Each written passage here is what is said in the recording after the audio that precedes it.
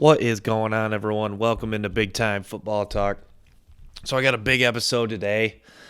We got some great topics for the show. So I want to start with the Titans versus the Colts. That is the big one to start it off. Derrick Henry, another monster game for the Titans. I mean, what can you say about this guy? It's just nasty, stiff arm, just running through defenses like they're nothing. And like I said last episode, the Titans have an identity which is so big, so crucial for the team. Because Mike Vrabel, I give him credit. If I coach a football team, this would be similar to how I would want to coach. I love that he sticks with the running game. You know, some teams like to get away from what they do too soon if you fall behind. Mike Vrabel knows this is a running team, and he knows what Tannehill is. Like I love Ryan Tannehill's role in this offense because I don't really know Ryan Tannehill personally. I haven't really I wouldn't say I really know. I don't know him personally at all. And I haven't really heard like a lot about like his ego, but I think this says a lot about who he is as a person, that he's willing to be kind of like the distributor of this offense, kind of like the game manager. Tannehill knows that he'll never get the most credit in this offense, but just being the guy that can distribute to everyone. Look at the weapons. A.J. Brown, I loved it. A.J. Brown's a perfect fit, too, for this offense because he's a guy that could just make stuff happen after the catch. Tannehill knows just to get him the ball in stride, and he'll do the work after. I mean, he's absolutely ripped like Metcalf, too. You saw that big touchdown run A.J. Brown had. That's what he is. He's a catch it in stride, make big plays. Had a few drops, but that's not really too concerning because he just makes up with it, with the 50-50 balls and making plays after he gets the ball in his hands by breaking tackles because he's such a physical, strong runner. But I give a lot of credit to Ryan Tannehill because he completes it at a high percentage and knows his role in this offense, knows that Derrick Henry is kind of the lifeblood of this offense, and knows that they got to stick to the run to have success in games. And Mike Vrabel, he knows that if they stick to it, it's just a matter of time before Henry, the locomotive, as Ian Eagle said on Sunday, is going to break a big one and start to gas the defense and wear them down. And this team's identity is what keeps them winning. And then now with this win over the Colts, 45-26 win Sunday, they are now atop the division in the AFC South, which is in most years not a big accomplishment, but in this year is a great accomplishment over. That's a good football team the Colts have. Still a lot of talent and a lot of cap room next year, and the future is still bright for the Indianapolis Colts. But Sunday was all about the Tennessee Titans coming out and executing and getting that win to lead the division. So. And then the other thing is I look at Tampa Bay, and they really have the opposite problem. They are really lacking in identity. My dad and I talked that they really have done a good job of getting a lot of pieces, but all these pieces has just not really equated into anything that is fully come together. They're kind of like a nice giant puzzle where all the pieces haven't been put together. They don't give the ball to Leonard Fournette enough. I think they should try to become a running team, as crazy as that is. But because, if they can, establish, you got Ronald Jones and Fournette who can pound it, then you can, set up some play action, start to get more separation. That's the thing. I think teams are really kind of just keying in on stopping Brown, Godwin, and, Mike Evans. Because they know that, Tampa Bay, a few weeks ago, they had the least amount of rushes in NFL history. They know they just don't really want to run it. That's not really their game plan. And they know that Tom Brady, since he's aged, can't really throw the ball downfield like he used to. So it looks like – so I saw that I'd watch the receivers. They really weren't getting a whole lot of separation because you saw, Kansas City really trying to take away the passing game. So, but – yeah, that's why it's kind of like a clash of two styles, because Bruce Arians is a guy that's always believed in the deep ball, no fullback, throw it downfield. I want to point a minute. And, Tom Brady in New England, that really wasn't his game plan. It was check downs, play it safe, just get the completions, and just be surgical and go down the field. So kind of a clash of both offenses. But I think if this team, I think this is a playoff team, but I think if they want to make a legitimate Super Bowl run, they need to really just establish their identity and just run with it and just keep trying to build off that and just build some momentum, because that's why it's kind of why you're up and down. When you prepare one way, then if you execute it well, you win one game. But if you prepare one way and it kind of goes south and it leads to, kind of a blowout game like you saw against the Saints. So, but yeah.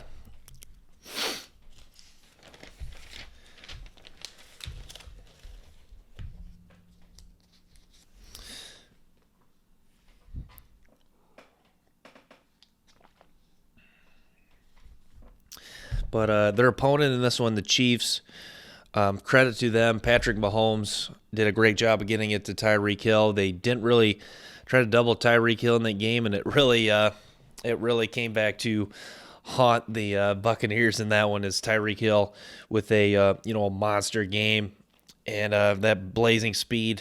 Just if you're one-on-one with him and he gets deep, it's usually a recipe for disaster.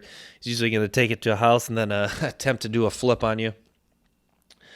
But the Chiefs offense so explosive, and I figured this was a game that Kansas City would want to make a statement. They came out early, led 17-0, and I thought they were just going to run away with this. But Tampa Bay fought back, but Patrick Mahomes, it's kind of scary when he wants to make a statement because he's playing against another legend, and Tom Brady, almost like a LeBron versus Kobe game, LeBron versus Michael game, and wants to make a statement and wants to show why he's the best moving forward in the future. So Patrick Mahomes, a big win over Tom Brady, and I figured he would have a great game because the best wants to usually have the best game when you're playing another one of the greatest of all time. So, good job for the Chiefs. Chiefs get another win as they march forward in their likely season that'll have a deep playoff run, and that was helped guided by a big performance in Tyreek Hill. So. So next I want to get close to home. The Lions have finally moved on from Matt Patricia. This is something that is just more of a relief to me because this move really came late. This was something that should have been done last year. I don't know how much that would have changed things as far as the draft. I'm not sure who they would have taken in a new regime. I don't know if they would have tried to steer in the direction of quarterback, or I don't know, because because really the Bob Quinn pick of Okudah was trying to save their job and play for this year, but it's not going to matter anyways. But I was really frustrated, like many, with the Fords, Sheila, the owner, for not coming out and making a statement. When things were really going south this season, and but to me, this was I have a little bit of respect for the statement she made, because this really showed that she wanted to give him a fair shot. And here's the thing, for most of us guys that watch this who know football, this was not a good football team. But that's the thing, if if you want to give someone a fair shot, that's fine, because really with this weekend schedule, it was going to come down to this.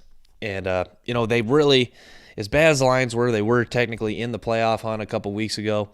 But with these last two embarrassing losses, they knew that this regime was pretty much doomed at this point in their minds. I mean, a lot of us knew it was doomed way before that. But, yeah, so they chose to move on, which was something that should have happened last year, or I thought even after the Bears Week 1 debacle and breakdown. But nevertheless, it's done. And I won't have to see Bob Quinn make any of the horrible draft picks again. I mean, some of his second-round picks, just complete flops. Tavai, one of the worst starters in the NFL. And Tease Tabor, who was too slow, who's not in the league anymore. And or not, I don't know if he's in the league, but he's not with Detroit anymore.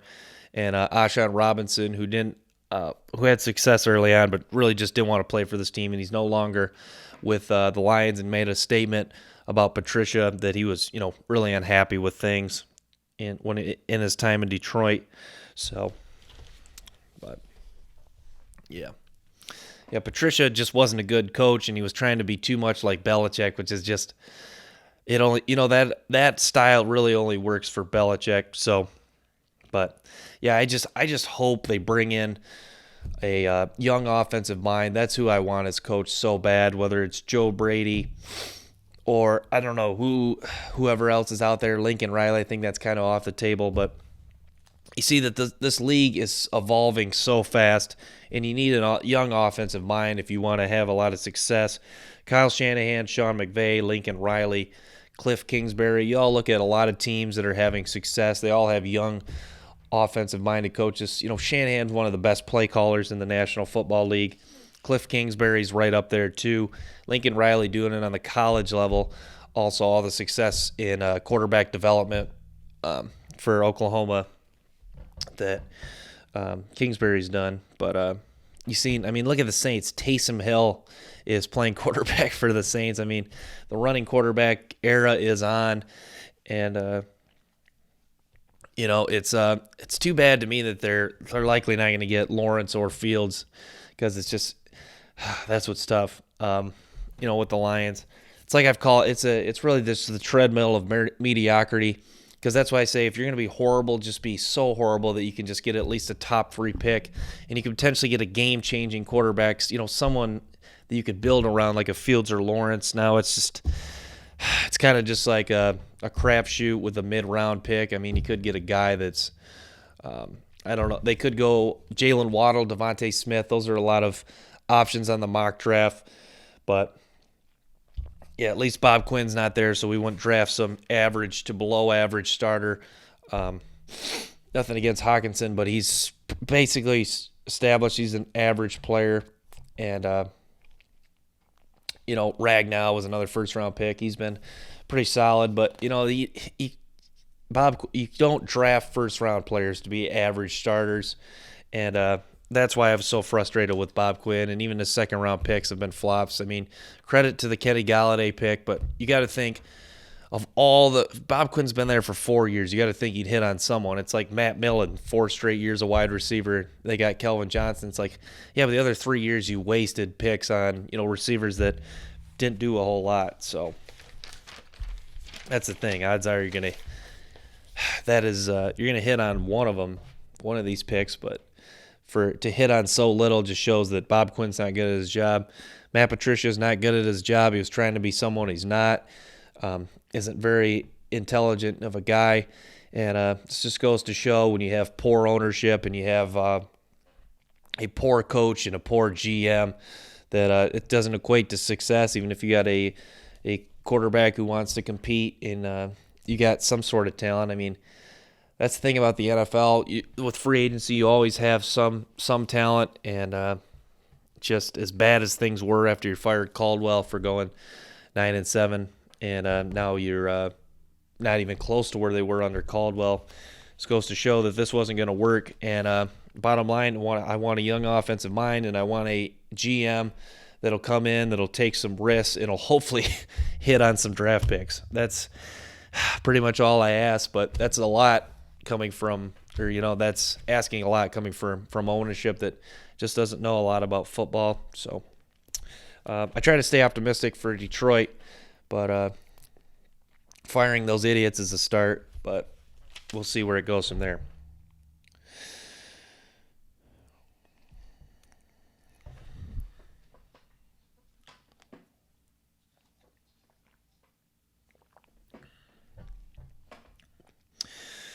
So, if you're a Texas Longhorns fan or a Michigan football fan, you know where I'm coming from.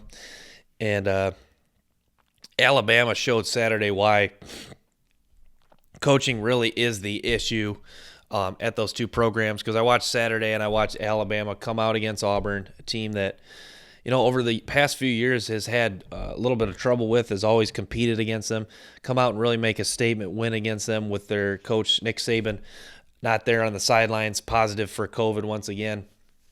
And it just shows how much respect the Alabama players have and how ready they are to do their job when Nick Saban's not there. Um, just says everything you need to know about how great a coach Nick Saban is.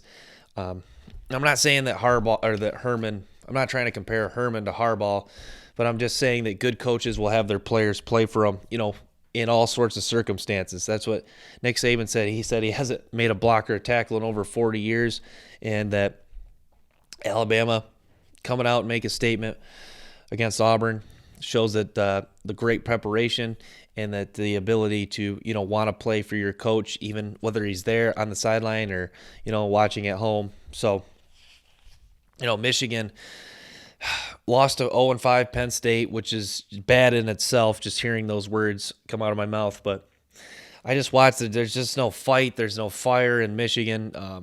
The team kind of plays how the coach goes. And Michigan, this is, like I said, I thought they probably would lose to Penn State. I mean, everyone's like Penn State 0-5. That's not a terrible football team. Obviously, still have some talent, even with Freiermuth hurt and Parsons opted out and whatever. But if a team's quit, they've quit. It's kind of hard to just get that fire back after that point. And I knew that there's just going to be probably a few more L's when it's said and done if they do play Maryland and Ohio State. I know their program's now shut down for COVID concerns. But, Texas players don't want to play. They've opted out in the middle of the season. And that says it all to me, because when would an Alabama player or a Clemson player ever opt out in the middle of a season? I mean, that says all you need to know about Herman and Harbaugh. Harbaugh's players have quit.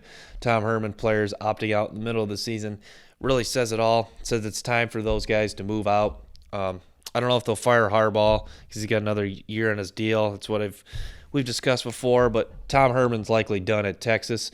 And, if you're Texas, shoot for the stars, man. Go for Urban Meyer. The boosters will probably try to ante up. And it's just sad watching, Texas, Michigan, USC. Well, USC, well, I guess we'll kind of see this season. But it's just kind of tough because growing up as a kid watching Michigan and Texas at a young age really was the reason I started to love college football. Just the proud brand programs and just to see kind of players just not all there because they can't rally around a coach that is I don't know, they can't rally around a coach for whatever reason is just too bad. But all right, I want to get into back to some more NFL talk. So Antonio Gibson and James Robinson are kind of interesting stories if you think about it. Because here's the thing. For bad teams, it's hard to trust in a player. What is it? What am I trying to say? It's hard to trust in their judgment of talent.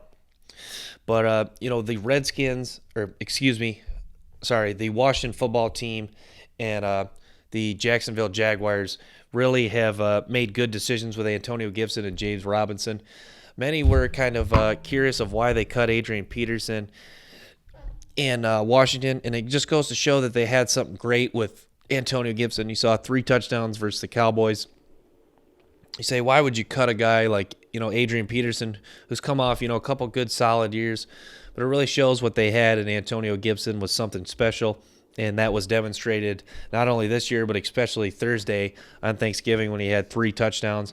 And also James Robinson done a great job for Jacksonville. They wonder why they cut Fournette, but they have a great pass catcher and runner in James Robinson, who went over 100 yards this weekend against Cleveland and who's had a great season, has been arguably the best rookie, if not the best rookie running back. But great job of evaluating talent, and I just wanted to give credit to Washington and Jacksonville. These are kind of franchises that people take a lot of heat, but good job for them. Making the move to try to put these guys in a position to be the feature running backs, which is really saying a lot. Credit James Robinson, a guy undrafted and signed from or was it Eastern Illinois, and Antonio Gibson, former Memphis player, and 4.4 40-yard dash. Great job to both these guys. Kind of under the radar guys that are really shining in the NFL this year. And like I said, I love this rookie class, and I just wanted to give some credit to those those NFL teams for putting these guys in a position to be the feature back. They really knew what they had, which is it sounds obvious, but there's franchise. The Lions don't always do stuff like this. Like, look at Travis Fulgham, who's had success for the Eagles. He was a guy that was cut from Detroit. That bad franchises, they don't always do stuff like this. And as much as the Jaguars get ripped for cutting some of their key players not cutting, but trading some of their key players, good move in making James Robinson that feature back. So just wanted to get into that. But thanks you guys so much for tuning into this episode of Big Time Football Talk. Make sure to stay tuned for the latest episodes upcoming. And thank you guys so much for the support of the channel. Until next time, peace.